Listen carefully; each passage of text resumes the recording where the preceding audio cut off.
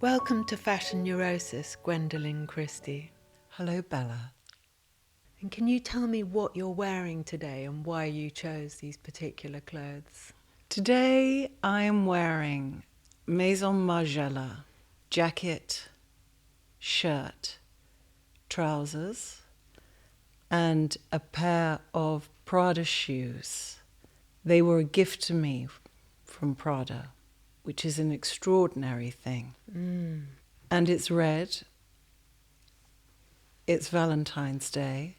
I like to have my friends with me where I go through life. I find increasingly, actually, I only really want to wear clothes by my friends, by people I love. When friends wear my clothes, I feel like I have your back. This is my way of taking care of you. And I love that you said you don't think about brands, but you think of people. Because I think when you find the fit of someone's clothes that kind of correspond to your sense of yourself, it's about a sort of protection thing, and you put that very well. I think there's definitely a feeling of protection, because when we go about our lives, so much now of even stepping out of your front door can involve vulnerability. And so when you have your friends with you, you feel emboldened. But for me, it's even more than that. Is by putting on clothes, you truly can be transformed. I agree. I think the power of clothes is being transformed from being self-conscious to liberated. And then your intelligence can come into play, and your kind of your instinctive good response to things is freed up, because you don't have to worry about what something's doing that you're wearing. You're more agile and more deft, and it's more fun, really. It's speaking as well. They're speaking for you. It's an unconscious tool of shaping not just our persona, but exactly how we relate to each other. You're an actor and a model of international renown. And most famously, you entered into people's psyches as Brienne of Tarth. And you talk very fondly of that role and how you got to express so many contradictions and aspects of womanhood that are normal to women, because we feel all these contradictions. But when they're elucidated, they seem quite radical. And I wondered how you felt about that. Brienne of Tarth was one of the greatest gifts of my life. When I was at drama school, I remember being told, if you are very, very lucky, one day you might come across a part that speaks to you so loudly, you don't need to do any work because it's speaking to you. And it comes to you, it comes from within. It's total free flow.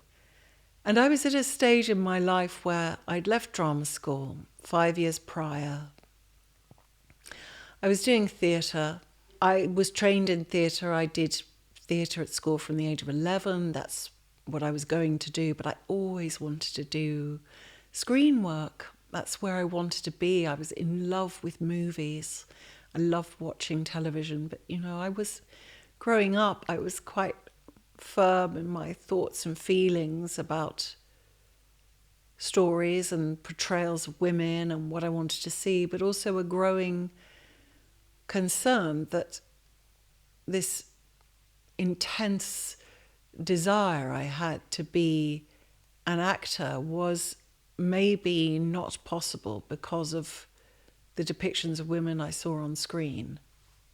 But there is truly something within me that I'm very grateful for, which is a kind of bloody mindedness where I believe there is more there is always something else. And there is more to our reality than what is obvious and palatable and immediate and convenient. And there's a lot of really different shaped truth out there that can be very difficult for people to digest. But actually, there's an inordinate amount of beauty in that difficulty.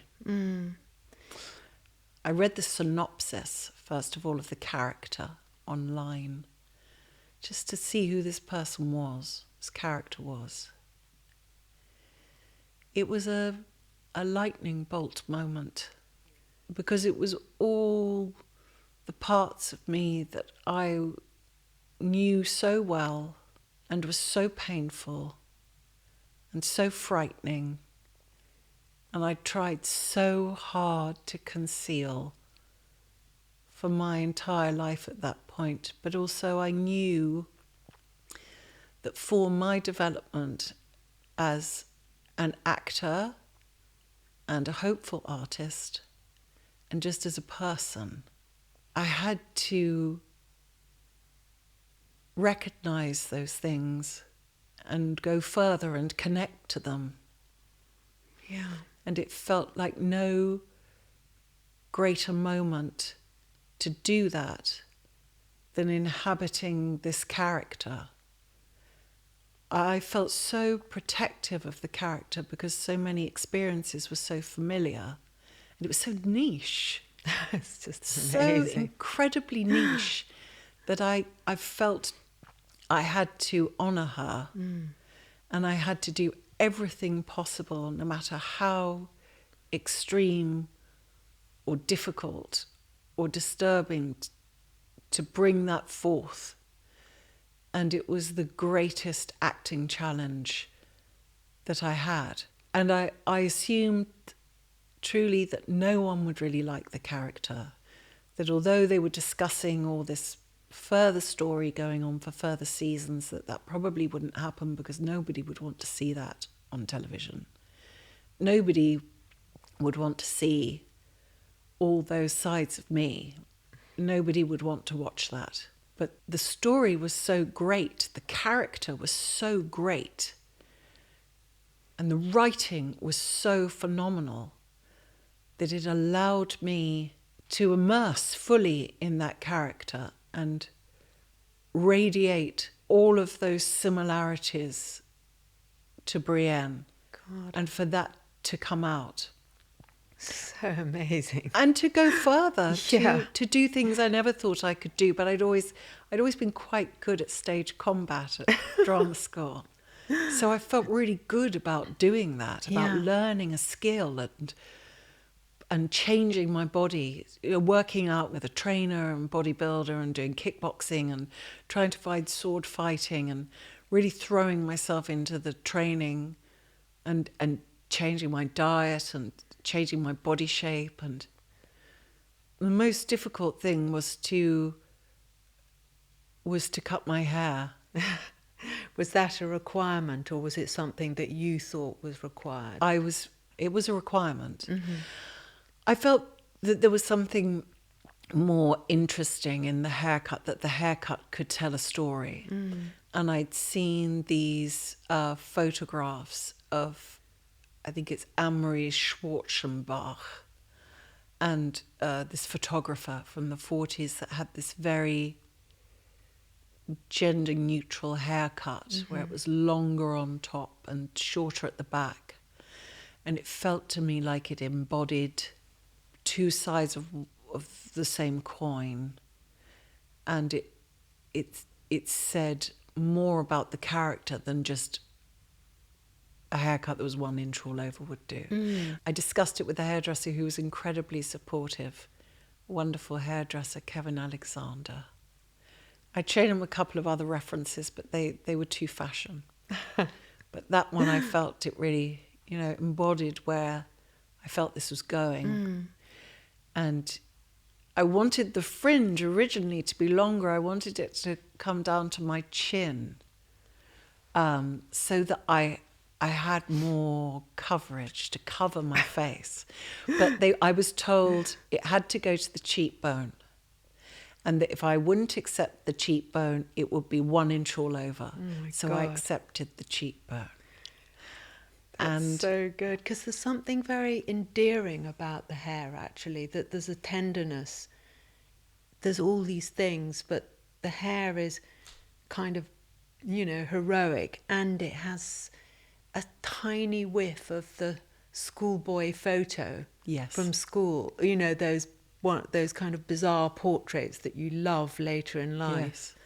Sid Hayes cut my hair first because it was down to here, and I wanted someone I trusted to cut it. So he cut it to here, and we were hoping to get away with like Sean Bean's hairdo in the series. I was hoping to get away with that, but I knew in my heart, I knew it wasn't right. I knew I was having to take that step, but the hair was my power. It was my shield.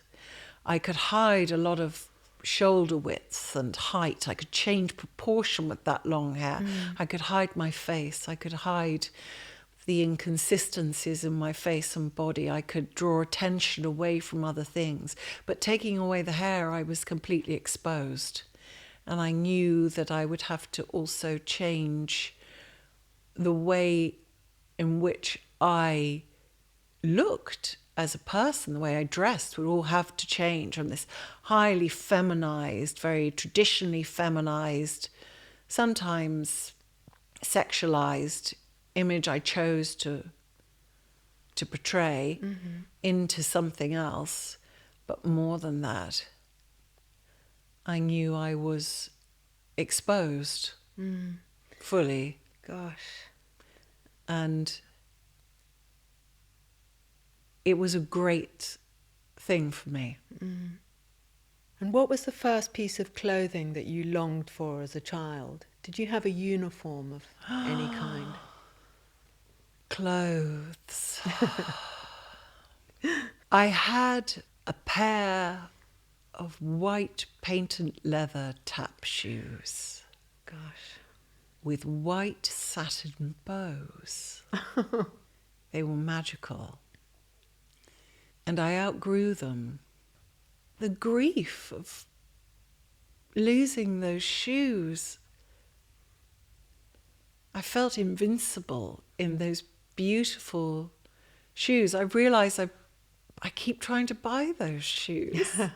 I do. I realise now. And I realised that one of my favourite pairs of shoes is this pair of Chanel shoes. They're probably about 6 or no more, maybe 8 years old now. But it was a pair of Chanel shoes, probably a shoe. A shoe? Is what a shoe boot. Oh God, I've never heard that I before. doubt Carl would ever have described them as a shoe, but they were based on a pair of couture shoes that Carl was obsessed with from about 1915, and they are white patent leather, and they're my favourite shoes. Wow. Now I know why. Well, you're wearing red patent leather today, so Yeah. there is a connection. And I mean, I think patent is there's something so pure and so fetishistic about it, which is why it's so totally gorgeous. And I wondered where you start with an outfit, and do you have a favourite heel? I'm such an emotional old thing, you know. I'm so emotional about clothes. It's so nice. It really, where do I start with an outfit? It's a feeling. Practicality can be fun. In measure. It can, in that, you know, as we move through life, there's other things we need. There's other things we need in order to be our best selves. So I might need to feel I can move more easily, or I might need to feel more powerful, or I might need to feel more elongated, or I might need to feel much bigger, or I might need to feel very warm. And there can be a great excitement in the elaborate, slow striptease of removing layers and adding on a layer, taking off another layer, adding on a different layer. I've got quite into that now as someone that was quite simple in the way that I dressed, that I quite like this different layering idea and multiple different bits and pieces. But I love shoes. Yeah. I find that there's something about what you were just describing, and I was thinking about poise, like when you start the day with what to wear, it's sort of like where is that internal rod? How's it going to position you? And do I need a heel? Can I pull this off with a flat or a trainer? And it's true. It is very much about a feeling and an atmosphere.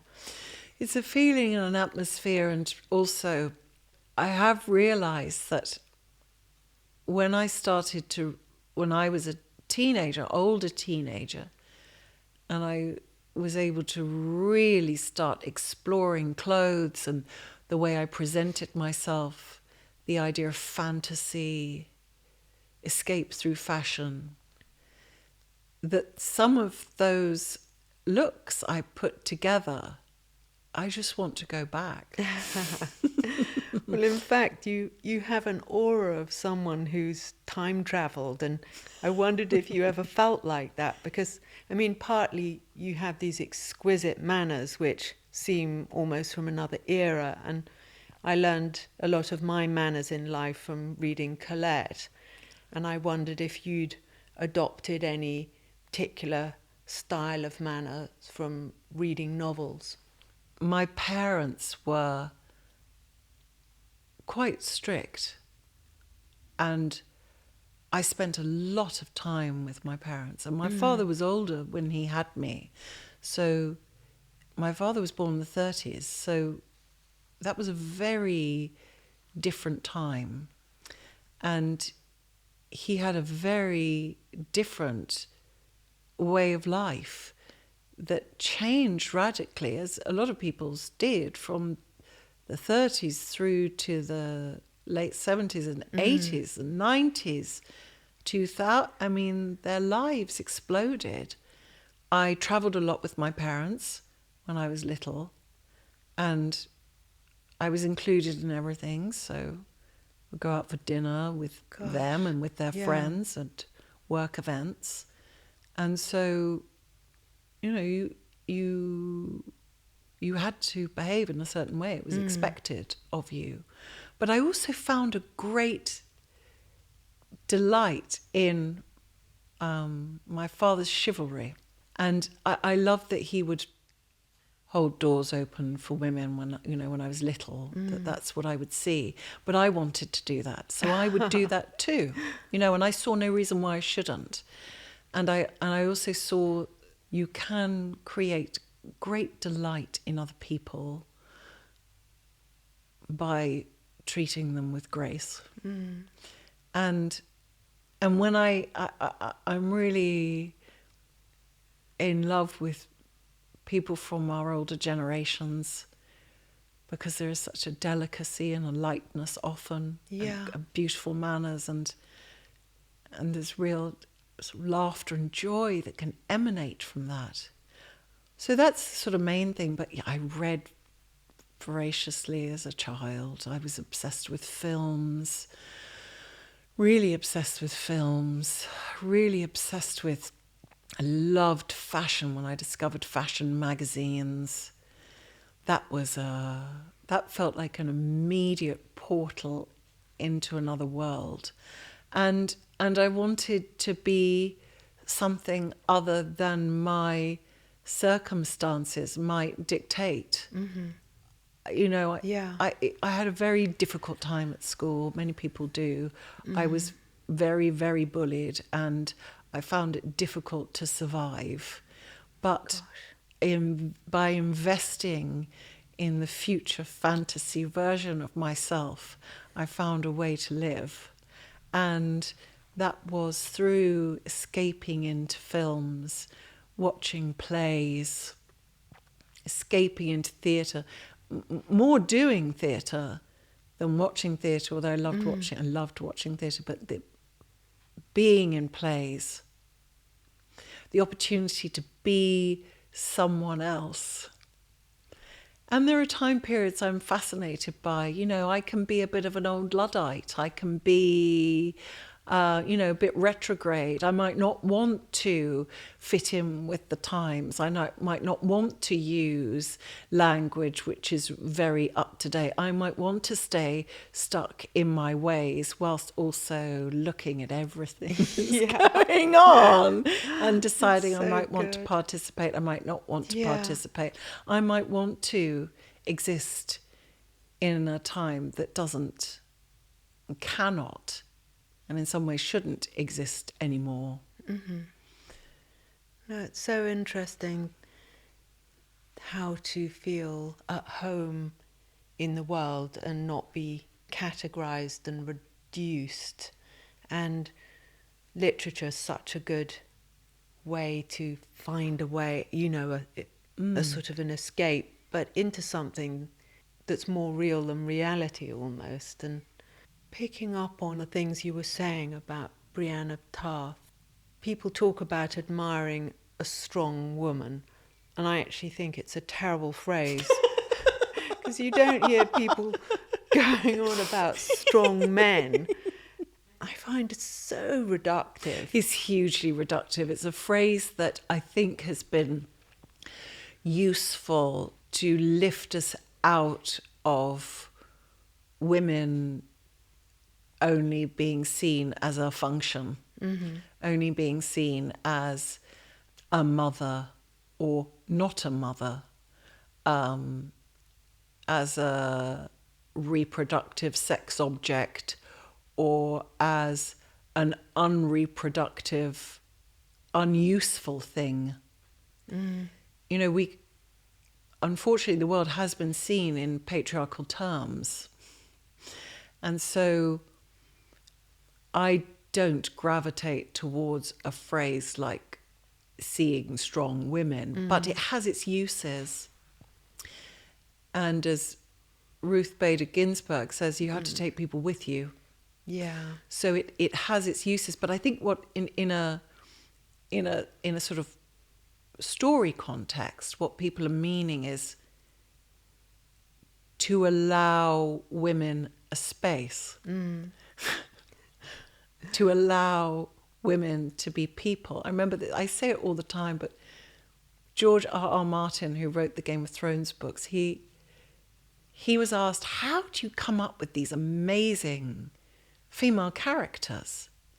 How do you come up with these incredible feminist characters? And he said, well, I've always thought of women as people. and I think that's sort of the beginning, to just allow women a space, to allow people a space outside of a patriarchal function. And there is so much richness. And we have so much technology now and so many different ways of creating story and exploring story and finding out more about our own humanity through being more expansive. This beautiful and hideous experience of what it is to be human. There's so much further we can go if we just look outside of our immediate. We make ourselves a little bit uncomfortable and go into the area that we don't expect, or go into the place where we feel might not be relevant, might not be interesting. It's never one thing. Yeah. You have to look, and you have to look again and again and again. And do you find something in particular attractive about men's clothes? Is there a random piece that always gets your attention? You're going to ask me this. I love suits. I really do. They're extraordinary pieces of architecture, aren't they? Yeah. When you asked, I didn't quite answer you earlier when you asked me when I woke up in the morning what I thought. One thing I do think sometimes, and I don't think of it as literally as this, but sometimes I like to think literally. I think, do I want to be the man today or do I want to be the woman? Yes, I really know that feeling. And sometimes I think I want to be the man today. Mm-hmm. And sometimes I think I want to be the woman. And sometimes I don't think anything at all. It's just a cacophony of feeling, or it's one emotion, or... You are incredibly feminine, and you also talk about androgyny, and I wondered what part of you comes to life when you're in the androgynous guise, like when you're wearing that grey suit that I saw you in the other day, and you just had this kind of vibe about you, but always with so much charm, like everything you do. And but I'm kind of hyper aware of that. What's Balance. the vibe? What was the vibe? The vibe was a kind of schoolboy, kind of sort of skittish, spivvy charmingness. Well, it's because I was wearing Kim. Mm. I was wearing Kim Jones for Dior. And I've known Kim since I was 19. And I really love Kim an awful lot. Yeah. And he's very naughty. It's wonderful. And we're very naughty and silly together. And he's very fun. And so when I put his clothes on, I feel all those things I feel in our relationship, in our friendship. And I've worn those. I've been so lucky. I've worn those Dior suits, those men's Dior suits that he's designed. I've worn those for the whole time he's been at Dior. I've been unbelievably lucky. It's allowed me strength. It's given me great strength. I have my friend with me who believes in me, that sees all these other things in me that other people can't necessarily see. You know, he asked me to perform The Wasteland with Robert Pattinson, who's an actor I really admire and really love. He's a great person. He's a fascinating person. And he could see in me that I could do that. And he wanted to project us. It was 7 meters high, that screen, and something like 37 meters long on either side of the building in Paris, where the show was held, with Max Richter playing with an orchestra. And he said, I could just see you doing that. And that's an opportunity that many other people couldn't see. Maybe I couldn't see it in myself, but I grabbed it with both hands. And that it's the relationship coming through. It's my history with suits. It's all of my father's suits. My father was immaculately dressed, and the power. There's a lot of power in a suit. Yeah. How it changes the shape of your body, how it makes you walk. Sometimes I like to play with society's expectations of my physicality. So, sometimes people do think I'm male. Really? Yeah, in airports, out and about. Not so much now, because I've been very lucky to be in a part of things that people recognise, projects that people recognise and love. So that's what they see majoritatively first. But yeah, that's happened throughout my whole life. But it's that I don't have a reaction to that. I don't mind it. I can enjoy it because men have a lot of power historically. In that moment, maybe I get a tiny sense of what that power might. That's just in such a second. good attitude. It's Well, it's great. Good. It's true that men have this power that they're, born into this kind of thing that's bestowed on them. But it is quite fun. I remember as a teenager trying to look as much as possible like a boy, and once going into Oasis swimming baths, and she said, "That'll be sixpence, sir," or whatever. And I thought, great, Yeah. I've done it. I mean, it was a long time ago, of course, but the opportunity to be something other than what's been designated for you by society. Possibility. yeah. Possibility. I love possibility. That's what clothes give me, though. I can move into different forms, and it makes me truly very happy. It's why I love being an actor. I love being given the opportunity to shift my shape, to enter into the glorious realm of becoming someone else is truly thrilling. You wore a red dress for an event that your partner, the brilliant designer Giles Deacon, made for you, and you said you wanted to look sexual. And I really loved that, because in fashion people never talk about sex, but everyone's thinking about it all the time. And I wondered what looking sexual means for you. It was so fabulous. Which dress was it? Was it the one I wore to the backless SAG Awards? Yeah, it was fantastic. Yeah, it was fantastic, that dress. Yeah. I'm trying to remember exactly when that was, but it was the sort of thing I'd always dreamt of, and it involved a dress with panniers from one of his collections, with a combination of, I mean, obviously, I said to him how I wanted to feel, how I sort of wanted it to look. And he, in a second, in the way that he does, he's such a brilliant illustrator.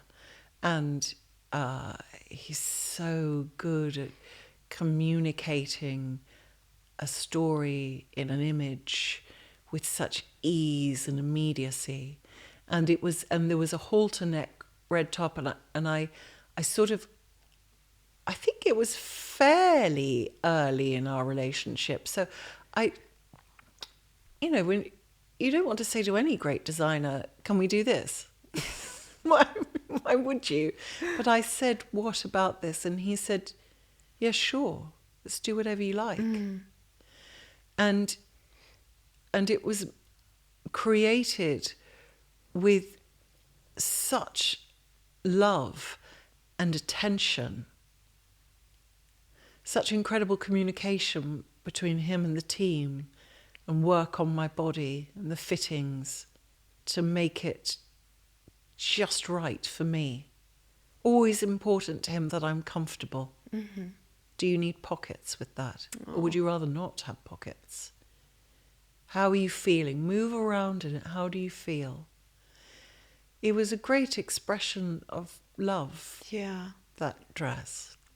Well, you seemed totally imbued with it when you said that. It was very sexual touching. can be so many different things, can't it? It can be so many different things, but I think in that moment it was about a red hot sexuality, burning passion and desire, and a very deep contentment. Wow. And if you fancy someone and you don't like something they're wearing, does it kill your attraction to them? Yes.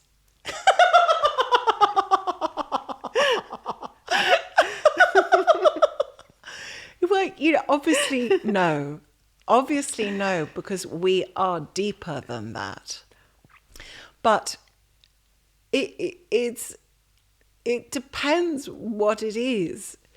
If it's something that's placed very deliberately to draw attention, if it's a talking point, if it's something that's presented as a talking point, as a feature, and is ill considered, not thought through, Like what, though? without substance, then how are we supposed to feel about that message? One thing I will say, because I am only human, is that I can't tolerate those white trainer socks. The low-cut ones. Yeah, there's something very sleazy about those. Sleazy with no redeeming features. But I might not have seen them on the right person yet. What I've seen may have not been their full potential, those trainer socks. And anything can transform into anything. I'm sure because I've said this, I'll develop some sort of perverse obsession with them. I know that feeling. Funnily enough, Stefano Pilati said they were his pet hates as well, accompanied with a skinny jean. There's something quite medieval about that look as well, the skin-tight jeans with a, maybe a sort of very kind of pointed shoe. It's quite medieval, but I don't mind medieval. You should be in love with it. It's been a sort of background in some of your life anyway, and you've modelled in a lot of top designers' shows, including Miu Miu and Vivienne Westwood and Thom Browne, and most mind-blowingly recently in John Galliano's Last Margiela show. And everything about this was just so exhilarating and so emotional. And I wondered what you were thinking about when you were walking. Can I ask you why you are asking me that? Why you're asking what I was thinking while I was walking? Because I was watching, there was so much intensity in your performance as a embodiment of this extraordinary look. And I had a real feeling of you somehow speaking from within, and it was more than just beauty in multiple forms, but it was like there was something going on as well that only you were privy to. Well, Bella, there was.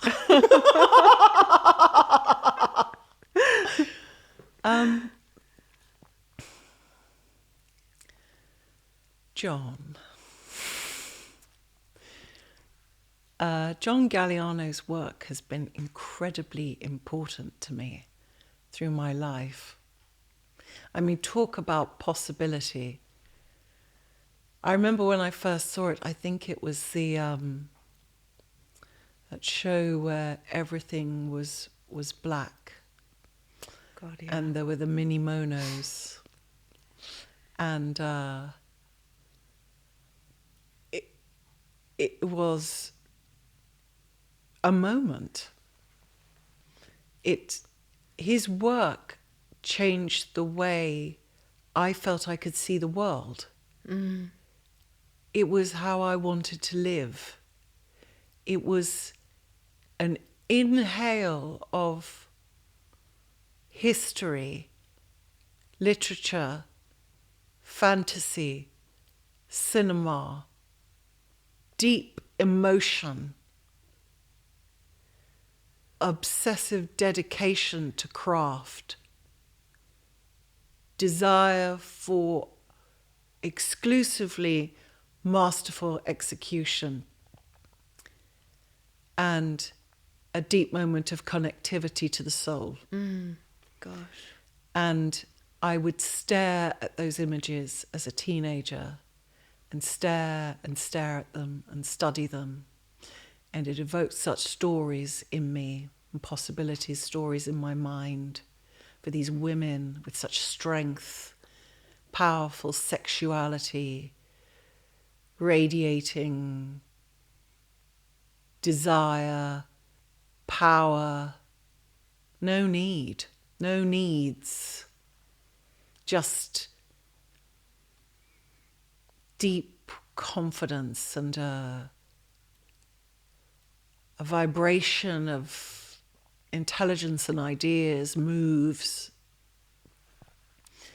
The movement of the women in the shows and the clothes speaking so loudly of worlds I really only wanted to live in. You know, work like that when you're a teenager, when I was a teenager, can get you through some extremely dark times in your life and can show you that there is another way and that there can be a reality. It might only be clothes, but it is not only clothes because they transform you and transform you into something else. And so I studied John's work from when I first came across it. And I was excited for every collection would come out. I buy those Collezione magazines with the tiny images. You know, it was so hard to find, and there would be these tiny, tiny images, and I'd study each of those and think about what it meant and what the references were. You know, it was magazines before the internet. What could it mean? What were these stories? Read every interview I could, every bit of kind of review or criticism. I didn't know where to find these things, but whatever I could glean to find out what it was about. And it was the work of John Galliano that made me fascinated with St. Martin's and the other designers there, and caused me to assist a student there so I could see more and find out more. And, you know, I dream of many things, but a favourite fantasy would be to walk in one of John Galliano's shows. God, really? And it was a comfort. It would be a great comfort to think about that sometimes through less enjoyable circumstances, about how that could be, what that could be like. And I really wanted films.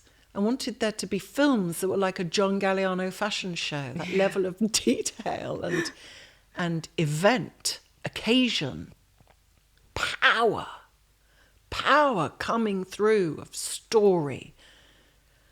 I was obsessed by it.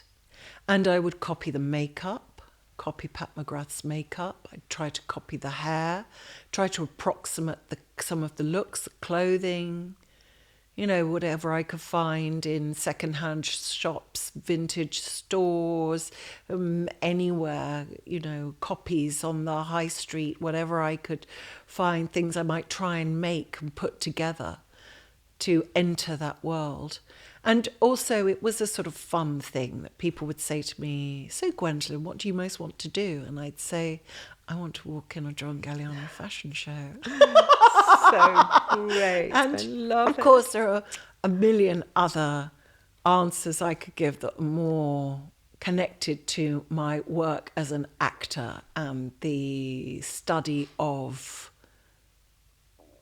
storytelling and my craft. But that is a fun and very, very true fact of something I wanted and a fantasy that I believed would never come true.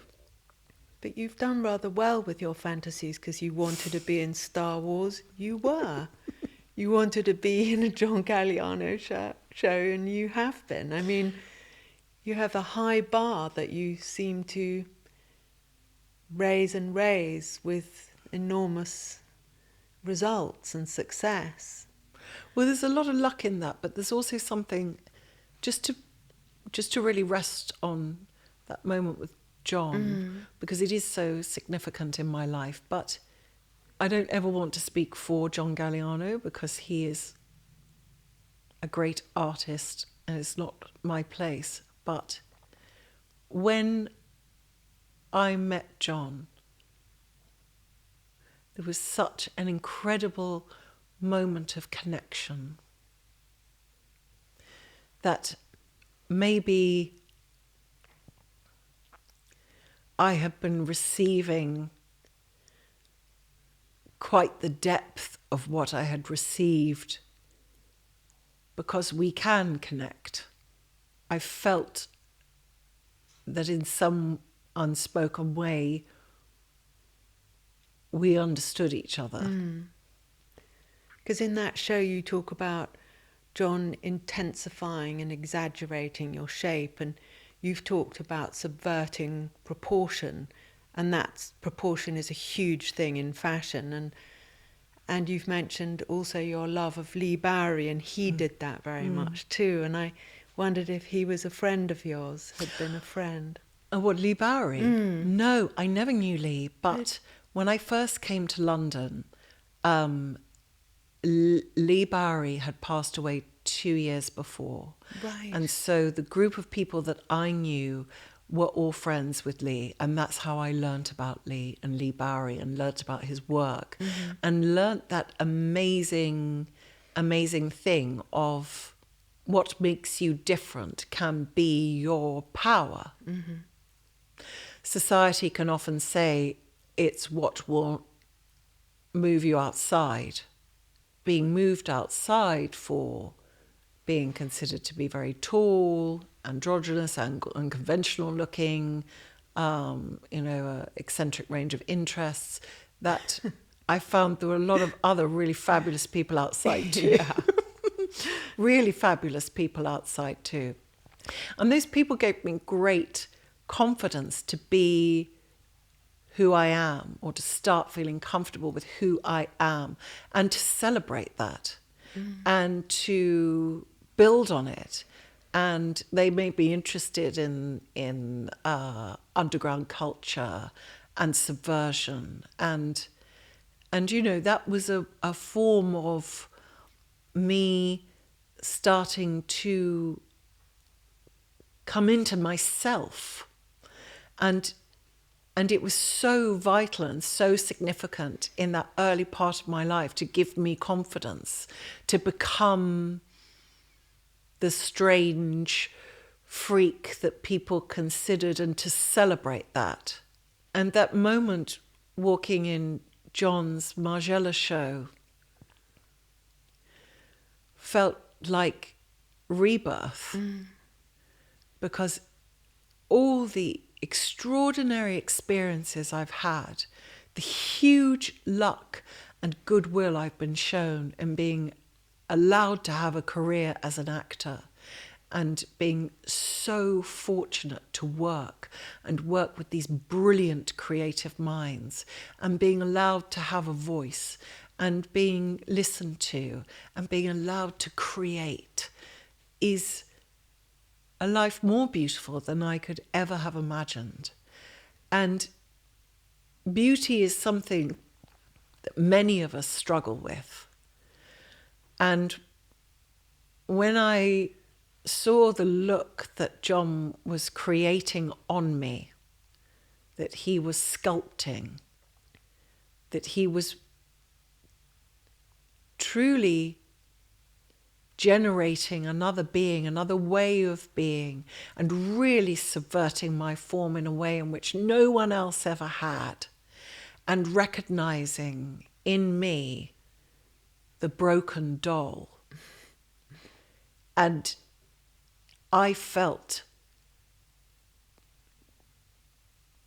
that he told the world that he thought that was beautiful. He did. And, it's so hard to be a young person for us all. But for your dreams to come true like that, and for it to have such experience and work, intelligence, craftsmanship, such undreamt of talent. And I was shown such incredible love and put out on a world stage live, which was hard for me to do, but so ecstatic, has changed me. And I am so grateful for that. God, that is just the most wonderful, wonderful thing. And thank you so much for saying those things, because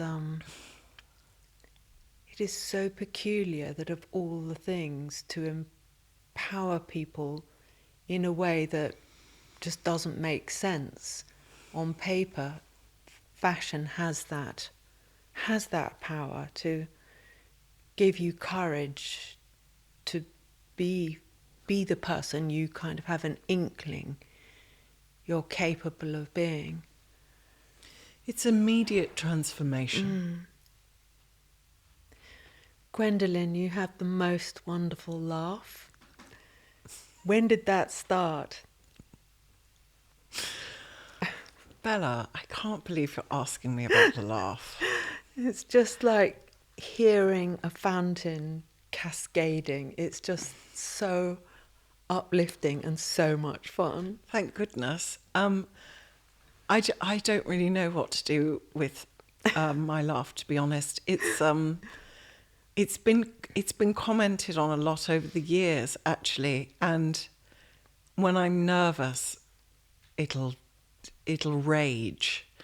But also I tend to find a lot of life quite absurd. So I laugh a lot, and I really love to laugh. I really do. I really love funny people. Funny people are also very sexy. But yes, the laugh. I'm in denial about the laugh, actually. I remember when I was at drama school, I was with my great friend Benedict, and we were upstairs stitching costumes in this old Methodist building, and there was an extension, a black box onto the back of the building, and they were performing the third-year shows in there. And so we were in this stone Methodist church up in this little room stitching, laughing together, really laughing. And then someone came from backstage it was like a matinee show, all the way to the front of the building, up the stone stairs, down the corridor, into the classroom, and said, "Gwendoline, we can hear your laugh on stage." Oh, God. And I think that's when I sort of realised it was an issue. It was at that point. It was penetrating stone. Oh, God, that's and so travelling, great. 100 metres. Well, it's very charming and totally enchanting, and Thank you. seems to sort of rebalance the goodwill in the general aura. So, Severance, my new obsession. I didn't know about Severance until I discovered that you're in the second series, and there is so much to be obsessed with, and you play the character of Lorne in season 2. Oh my God, can we start with your outfit? I love the shirt and tie, of course, and it's fascinating the way everyone wears the same outfit throughout. Well, the costuming on that show is really excellent. Sarah Edwards is doing an exceptional job because it's incredibly subtle what she's doing. And having worked with her now, she has a great lightness and such a warm, light energy, and she's very embracing and wants to listen to ideas and wants to collaborate, and she's really fun to have a back and forth with and to exchange ideas and build something together. She's also has the most incredible fastidious eye and emotional understanding of line and of fabric, and how the tiny details change things. And in everything I do, I want it to be different. I want it to be different from the last thing, because I want to inhabit a different character in a different space. And I want it to be very precise and very specific and very defined. And I found that made great music with Sarah. And we talked about this character. I put together only about 4,000 references. But where my eye went immediately for the idea of this new character was Martin Margiela when he was at Hermes, because that felt like it fitted the world perfectly, where there is so much theory, there's so much idea and concept. It's so present, but it's incredibly simple and executed very definitely. That's such a brilliant idea about thinking of Martin Margiela at Hermes. It just opened incredible to me, and it felt like the place to start in terms of the costume. Also, I relished spending a lot of time in fields with goats and sheep, majoritatively sheep. They are the most available livestock. Goats are more elusive than sheep. But I did spend some time observing goats, which I really, really adored. But I spent months and months, actually years, because it's been so many years since we've been shooting the show, in fields with sheep, with cows, but to really get used to being around those animals, the rhythm of animals, and to start to hopefully in some way tune into the land in the way that someone that deals with animals does. Automatically. It's like they have a different set of mental factors. Yeah. The way anybody does for any job. There's a different set of immediate factors, and it's more visceral and physical. And so I wanted to change my silhouette a little bit. I also wanted to look very different to how I'd looked before and more earthy. So the brilliant John Carter took a little sample of my hair at its darkest, at the nape of my neck, and matched it for my wig. So that is the darkest of my natural hair colour there. And he put a couple of other little bits in there too. So there's a great vulnerability in that as well, and authenticity that comes from seeing the shock of that.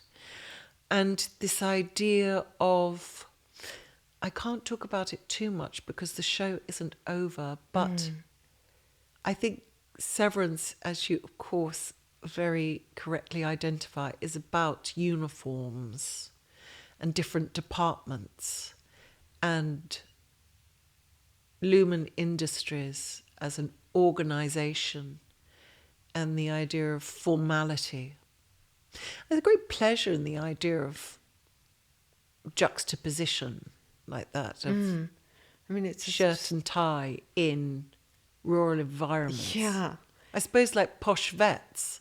Yes, I mean, I suppose it's very immediately sort of recognisable on some level to most English people who've had that experience of tramping around in a park or a field, regardless of what they're wearing. And because you've got those white boots, haven't you? Yes, loved those, and loved looking at all the agricultural wear and surgical wear and industrial wear, and I love the thick rubber of those gloves and the sort of that strange, almost gelatinous feeling of them, encasing your hands, coming up your arms. I mean, it's so kind of specific but unexpected, and the goats is a masterstroke. I mean, I'm obsessed with goats. I had a pet goat once called Angela, and I find them very calming and intelligent and ruthless too. You had a pet goat called Angela? Yeah. I don't know why I called her Angela, but I did. Wow. So I felt I always have I just love goats. I've sort of spent a little time with them as well. And also when I was a child and living in Morocco, there was a small amount of time I was in the country, and I would just go out and play with the kids who were shepherds. And so I had an ambition at one point to be a shepherd of baby donkeys. They were the cutest, but also there's something in the show in Severance about the goats almost being like, in his Dark Materials, what they call the demon, the kind of, have you read that or ever seen that? The sort of spiritual, the sort of soul that manifests as a little animal. Goats are very interesting, aren't they?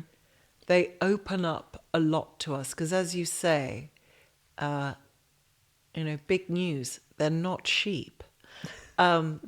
But they have this innate intelligence, and there's always a feeling.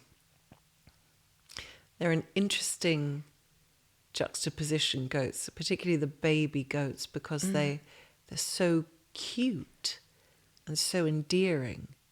But as they get older, they have all of those sorts of, there are all those connotations of more sinister aspects. But I think we're waiting to find out what sort of more about them within the show. But I love mystery, and there is so much mystery in those goats. From the first season, when I watched it, when I watched the goat scene, I think I said out loud, you haven't done this, you haven't, because they took the concept and pushed it even further. And the animal cries, it chilled me. And then the impossible mystery of it, the impossibility of what could it mean. I love mystery. I love questioning. It's so creative to think, what could the possible meaning be? What could its story be? To form those hundreds of stories about what something could be. And also there's a gracelessness about goats. I loved, there were 50 of them in the room with us, just wandering around, and I had treats in my pockets and I was very excited. One sort of almost kind of jumped up into my arms at one point, and they were climbing up me.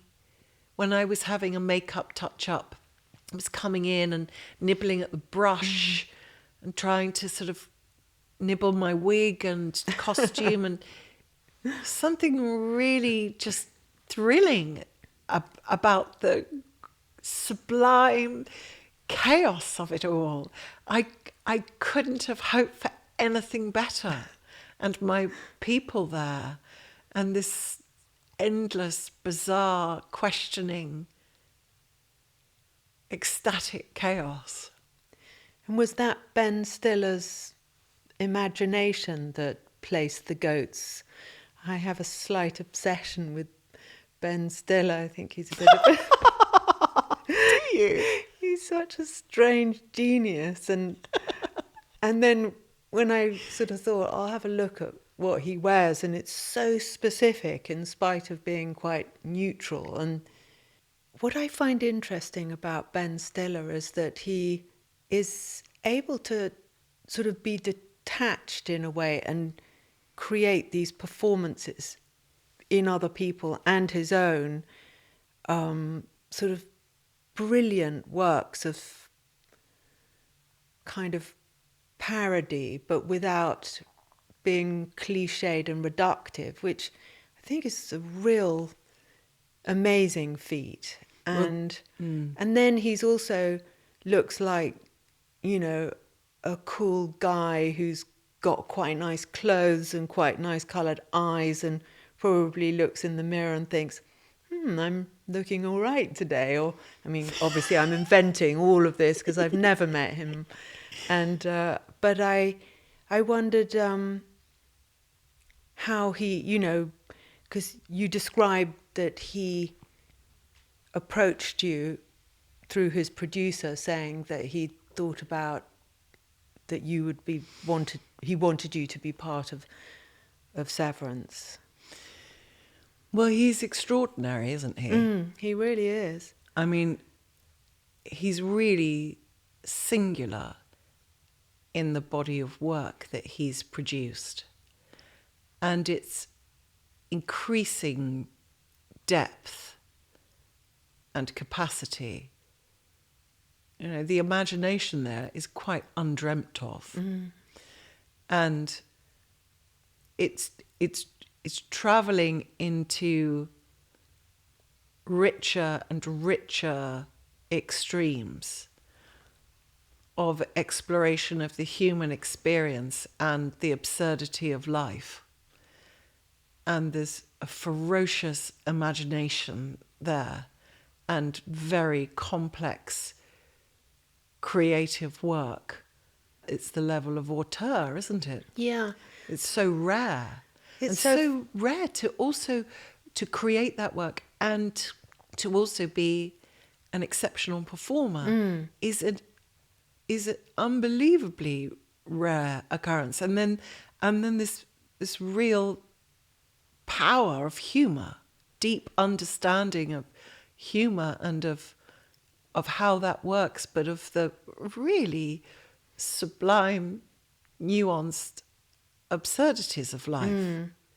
And to be able to so effortlessly make people laugh. Yeah. It feels like the comedy was the sort of first part, and now we're going somewhere else entirely, which it's really moving into the stratosphere. It's really going beyond our comprehension. Bella, I was in bliss when Ben asked me to be a part of the show. I was very lucky to meet Ben just before the pandemic, and he told me about the show. I'd watched Escape at Dannemora, which is a really thrilling, sensual, exciting piece of work. And there's real sophisticated storytelling there, and it's incredibly gripping. The performances are entirely absorbing, and everyone's playing such defined characters. It's a brilliant piece of work, and I've loved all of Ben's work. Here's the Big Confession, particularly Zoolander. Yes. So oh my God, it's just the most superb. So it's you know, who is this person? Who is this extraordinary creator? And meeting him was such a joy. He's such a truly brilliant person. But I assumed I'd just never work with him. I just assumed that. But he asked if I'd like to be involved in the show, and I was secretly hoping that it might have something to do with the goats. And have been in a state of ecstasy ever since to seemingly be in charge of them. Well, you're their shepherdess now.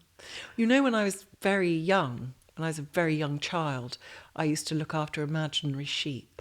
Really? Yeah. Gosh. Yeah, and I'd gather up my hay to go and feed them. God, well, goats, I have to say, are superior beings to sheep because they have this kind of wit. I mean, they have something, they have intelligence, and I feel like they'll challenge you in a way a sheep wouldn't. But yeah, and also I've seen them use a mini trampoline, and I've never seen a sheep do that. God, oh, that's just the best. Gwendoline, thank you so much for being on Fashion Neurosis, and it's just been a heartfelt journey to be here with you, and thank you so much.